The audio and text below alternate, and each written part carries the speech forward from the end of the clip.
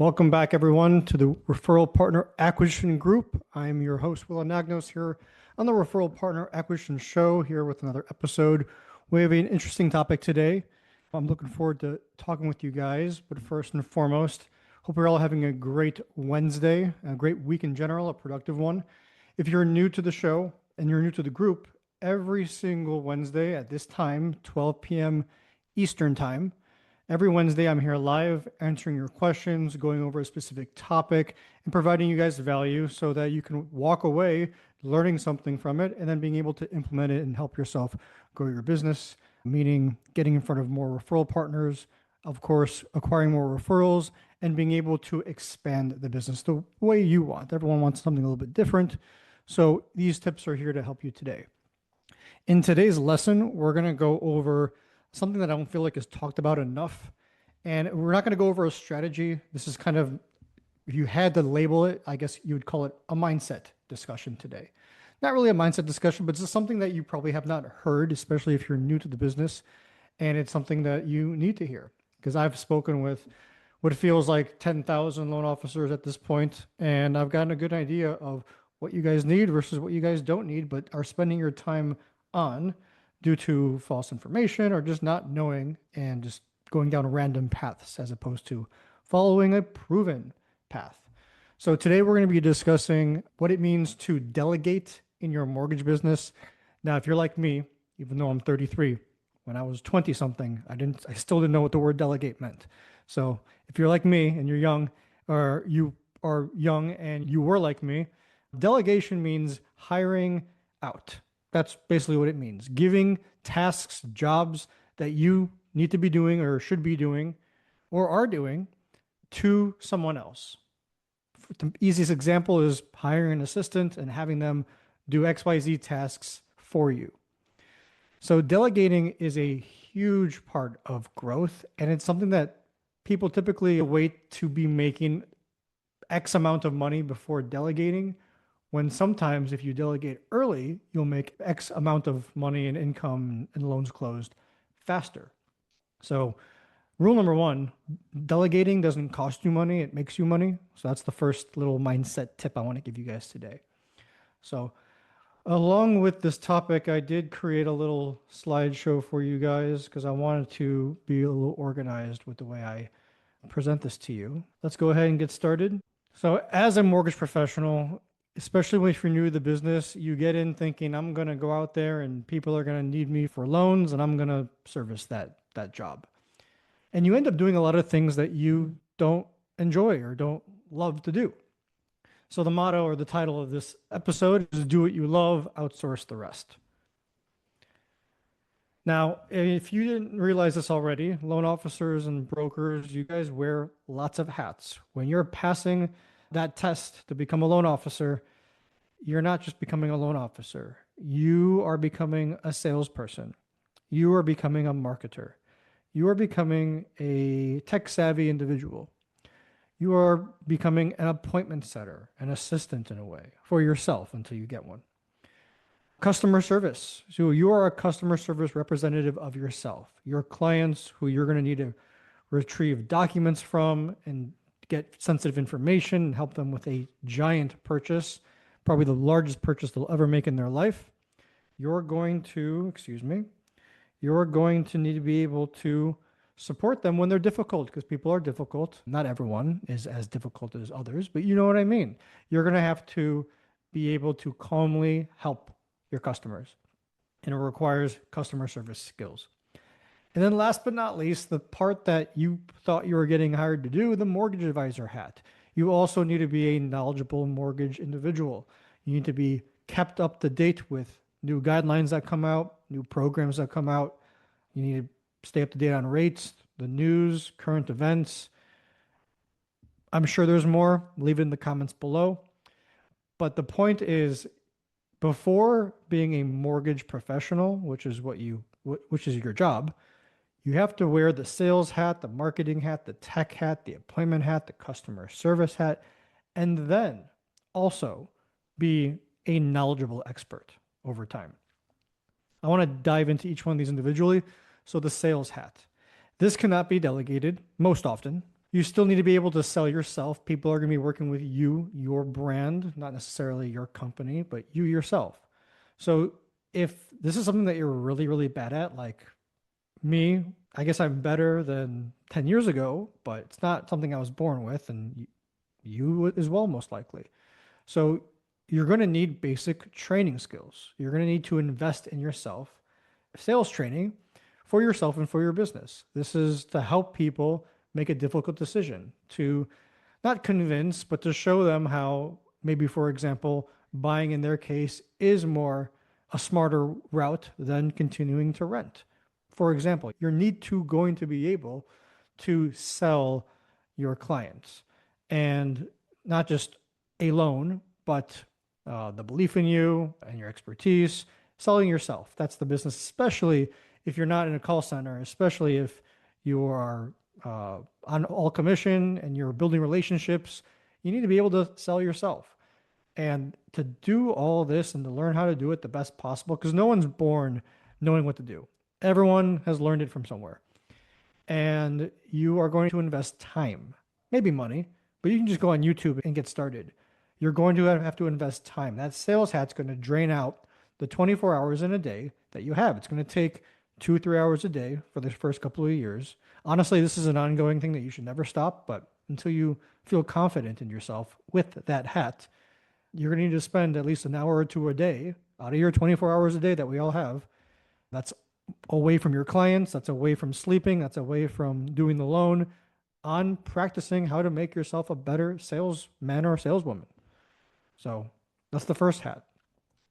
The second hat that you should be wearing is the marketing hat. This is the hat that catches everybody off guard. Now, I wear the marketing hat as a full-time job for the last 7 years. So it's regular for me, but it's interesting over the years how I've heard so many loan officers tell me, I didn't know I had to learn marketing. I didn't know I had to be able to market myself. I thought this would just come to me. So marketing is just like sales. It's one of those things that we should learn in school and we don't. So you need to learn how to present yourself, promote yourself, communicate with others on the phone, on Zoom, in person, in groups. There's different styles to all of that. And then prospecting is the most important part of marketing. If anyone doesn't know what prospecting is, it's the amount of times you are connecting with someone. So if you're making 25 cold calls, or you're sending 25 social media messages, or you're sending 25 emails for the first time to new people who don't know you because you want them to know you, that's prospecting. So you need to wear your marketing hat and you need to learn how to do this. Now, typically, I'm here to be transparent with you guys. If you really want to be good at marketing, you're going to have to really put in the time as if it's your full-time gig for a couple of years. Take it from myself. I didn't really feel confident what I was doing. Now, I was doing a good job since day one. That's why I was able to be in this position to speak with you guys. But just like you as a loan officer, your first year in business, you've probably closed a few loans. But in year 10, you're going to really know what you're doing versus year one. So that being said, it took me a few years to really feel like I knew what I was doing and understood patterns and strategies and could communicate that to others and then be able to package that and understand which words are going to perk ears versus which words will not. And then be able to communicate that with individuals on the phone if they can't see me, or through Zoom if they can see me in a presentation, or in person where it's a little bit more personal, or in groups where you have to provide resources. These are things that take a lot of time. And marketing is going to be the first thing that you either need to decide, I'm going to delegate this from day one, or I'm going to spend the time it takes to learn marketing. Now, this is going to be easier if you're younger, live at home, don't have kids. If that's you, learn marketing. You're going to save so much money if you learn how to do what we do. But it's going to require you to do this full time for a while until you can get the results that people like we do, because we're doing it at the highest level full time. Now, the technology hat. This is something that catches a lot of the older generation off guard, and it's a learning curve. And I'm 33, and with AI, I'm finding my daughter a little bit more able to click buttons and things like that. And for the first time in my life, I'm feeling old. I know I'm not, but I can understand the difficulty. And so if you're wearing this tech hat, you need to be able to understand how to manage a pipeline, how to drag and drop, leave notes, leave tasks, set up email marketing, set up automated text marketing, know where to click, know how to verify, know how to check if there's a disconnect, know how to make edits. And even if you get past that and you're at the next level, learn how to run ads. This is after knowing how to do marketing. Now, the tech part is actually the clicking of the buttons and what to do. That's the ads part if you're on Facebook. And then landing pages, being able to create funnels, landing pages with your booking links and your calendar widgets, leading to workflows with the automated follow-ups. It requires some time, just like marketing. So if you're going to be a mortgage professional, you need to make a decision. I'm going to learn this or I'm going to delegate this. Because the longer you delay delegating this, everyone else around you is getting ahead. And then appointment setting. So people don't realize this, but you're working for yourself. If you're a broker and you're just a one-man team, you are also your own assistant. You are the one who has to set all the appointments, make the rescheduling, work cancellations, deal with no-shows and how to fill up that time and how to follow up and chase perhaps some leads or just individuals who need rescheduling because they had an emergency come up. That takes time. Every time I get a message and I want to properly respond, and let's say it requires a decent response, that takes 5-10 minutes sometimes if you want to say it right. And that adds up if you're getting all this messages from your referral partners, from your network, maybe calls back. All your time is going to get eaten up and you're not going to be able to schedule more appointments, or you're going to forget about people who need rescheduling. You're going to forget about people who no-showed. You're going to feel tired from all the work you're doing elsewhere and you're not going to follow up. You're going to lack consistency. I'm just stressing this because this is how important it is to delegate the things that you can. Typically, appointment setting is the first thing delegated, but it's something that you are doing, and it does take you away from the thing that you enjoy doing, which is working with clients and getting the loan done. The customer service hat, you'll have to deal with people. You will have to deal with people. Men, women, couples, their kids, co-signers, who's ever giving you documents, their emotions, their sicknesses, their thoughts. You're going to deal with all of that. And if you have 20 clients all trying to close a loan at the same time, you're dealing with 20 different pieces of emotion and questions and concerns. It's going to take up a lot of your time. So while maybe you're doing that, someone else is appointment setting, or while someone is doing the customer service part for you because maybe they know more about sales and the loan process and whatever, then you are out there prospecting. So you can't be doing everything is the point.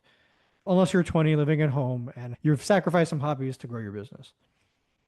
And then the mortgage advisor hat. Finally, we got to the part that you guys actually want to wear. So you're going to need to stay up to date with market conditions, stay up to date on all loan guidelines, and be able to best guide your client to their goal. And so the main takeaway from explaining all these hats that you maybe didn't realize that you were wearing, unless you are a grinder, unless you grind, wearing all these hats effectively is incredibly difficult. Incredibly difficult. So you need to ask yourself, do you want to be that chef in the kitchen or at the restaurant who spends all the time setting tables, washing dishes, sweeping the floors? You need to do those tasks to run the restaurant, but isn't your signature dish that's waiting just getting cold because those other things are getting done? And now that nice turkey that has gone cold, that's what's essentially bringing in your customers through the door in the first place.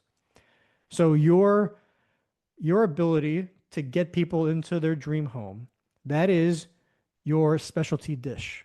And if you're out there chasing realtors, if you're out there sending follow-up messages, working with clients, answering questions, taking a nap, and then trying to be consistent every single day and all those things, learning tech, learning sales. I forgot a couple of hats. You guys get the point, I think. You need to delegate what you can one by one because investing in your business makes you more money than not investing at all. If I were someone who is just getting started and I haven't closed any loans yet, which means I haven't made any money to invest in my business, but logically I had a previous job and logically I saved some of that cash in the process. So logically, you have funds to invest. So with that context, the first thing you should do is decide to either delegate the appointment setting and prospecting, or you know what? Actually, now thinking about it, because I am here live with you and I'm able to think about it. That's what you need to delegate. The first thing you need to delegate, and it could be an assistant in the Philippines, it can be one of your kids, it can be a friend, it could be someone, it could be a virtual assistant, it could be me, it could be another marketing company. You need to hire someone to do your prospecting. If you're not prospecting at least 25 potential referral sources, so realtors or financial advisors, 25, yes, you heard that correctly.